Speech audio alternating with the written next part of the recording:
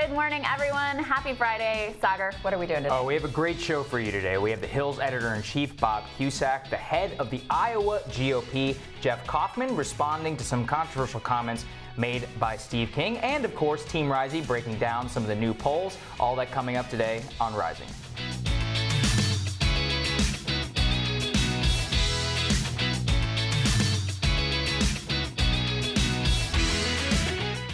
All right, Saagar, what are you looking at? Well, in a new poll, Elizabeth Warren is statistically tied with Joe Biden for the Democratic nomination. In some polls, she's even tied with Bernie Sanders in key battleground states.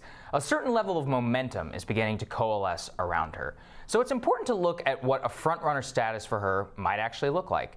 She's right about a lot of things. Elizabeth Warren, more than any other Democratic candidate, has impressed me with her deep understanding of how we got to where we are today. She understands that neoliberal trade policies of the 1990s were a disaster for American workers, that we're not a country that builds anything anymore, and that financialization has been the death knell of productivity in the United States. On economic matters alone, I trust her completely.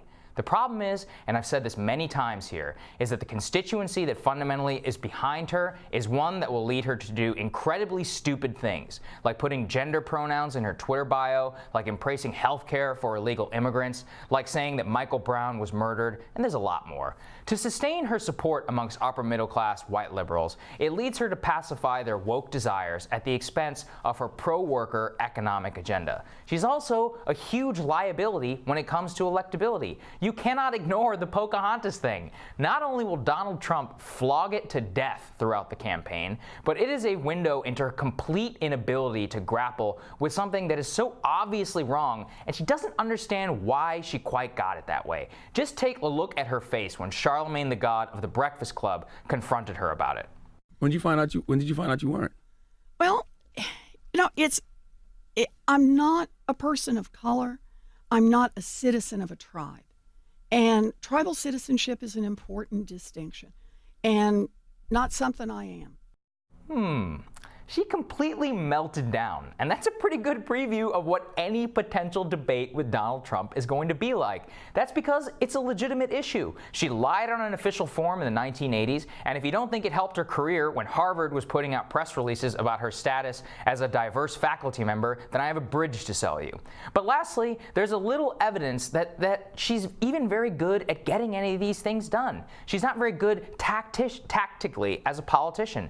In 2016, she decided to endorse Hillary Clinton over Bernie Sanders, probably with the vain hope that she would be picked as her VP. She, more than anyone, has prognosticated and claimed the ability to forecast trends and tell it like it is. If she's so much of a soothsayer, then why in the world would she endorse Hillary Clinton? Now look, Elizabeth Warren is an extraordinarily brilliant woman on some issues, but her refusal to grapple with the idiocy of lying about her heritage for so much of her life and kowtowing to the cosmopolitan class on these dumb issues is why she probably won't and shouldn't, in my view, become president. And Crystal, I think, we've talked about this a lot, but this also comes down to constituency, which is you can't win the Democratic nomination with a bunch of upper middle class white liberals. And the only reason she's rising right now is because Kamala and Pete Buttigieg are following. Yeah, I mean, look, there's a lot to admire about Elizabeth Warren, a lot, as you rightly lay out. I'll share a little bit of my own Elizabeth Warren journey here.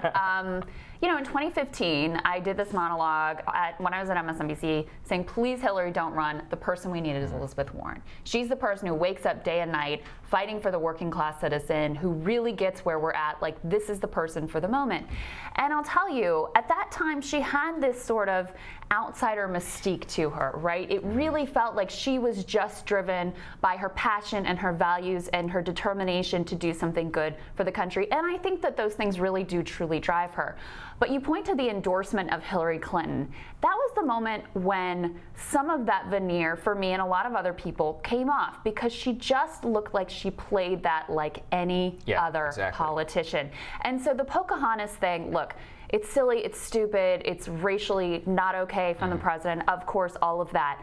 But why it works and why it has power is because it speaks to a kind of lack of authenticity. Yeah, and right? that's exactly Still trying what it to is. pose to be the like girl from Oklahoma when that's not who she is anymore. You're a right? Harvard professor. Right, You and did a the brilliant CFPB, one. and that's fine. And Yeah, there's nothing embrace wrong it. with that. Totally. And if you look at her voters, by the way, that's what they want. They don't want this whole Oklahoma shtick, and that's my Right. biggest problem that I have with her. Like you said, it's the lack of authenticity. It's also just like this complete inability to grapple with what she had done. I mean, how long has this been in the news? Right. Over a decade? It raises a lot of questions about whether she would be the person to take on Trump. My other issue that you also point to a little bit here is, she seems to have a great amount of faith in her own ability to, manipulate the sort of bureaucratic levers of power to get things done. And that's fine for getting this reg and that reg changed under the radar, but for the quote unquote big structural change that she's looking at, it's not going to get the job done. Exactly. That's not the theory of change that's going to work at this point. So those are my questions. Look, I like Elizabeth Warren a lot, right? I don't rule her out. I think her policies, I think she's incredibly brilliant. As you say, I think she's been very prescient. Those are the question marks that I have in my head.